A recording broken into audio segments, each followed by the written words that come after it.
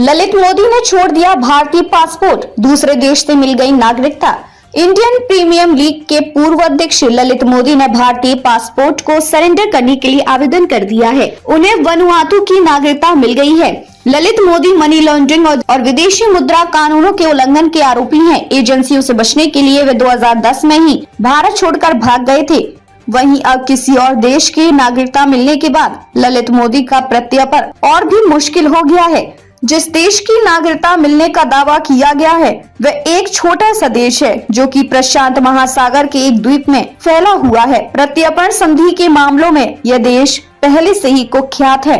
विदेश मंत्रालय के प्रवक्ता रणधीर जायसवाल ने कहा, उसने लंदन स्थित भारतीय उच्चायोग में अपना पासपोर्ट जमा करने के लिए आवेदन किया है। माना जा रहा है कि ललित मोदी लंबे समय से लंदन में ही रह रहा है। जिस तरह से मेहुल चोकसी ने एंटीगुआ की नागरिकता ले ली थी, उसी तरह का दाव ललित मोदी ने भी खेला है। अंतर्राष्ट्रीय सूत्रों के मुताबिक ललित मोदी को 30 दिसंबर 2024 को ही वनुआतु की नागरिकता मिल गई थी। जायसवाल ने कहा, कानून के मुताबिक जिस तरह से भी संभव होगा हम उनके खिलाफ कार्रवाई करेंगे।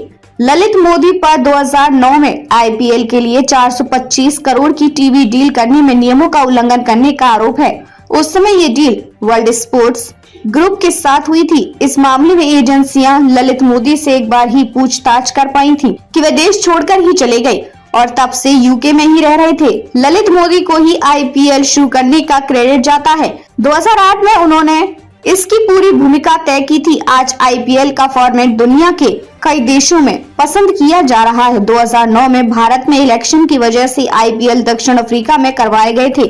आईपीएल 2010 के बाद ललित मोदी को बीसीसीआई से सस्पेंड कर दिया गया। पुणे और कोची के फ्रेंचाइजी से डील मामले में गड़बड़ी करने के आरोप में उन पर कार्रवाई की गई थी। बीसीसीआई ने उनके खिलाफ जांच करवाई और दोषी पाए जाने पर 2013 में आजीवन बैन कर दिया।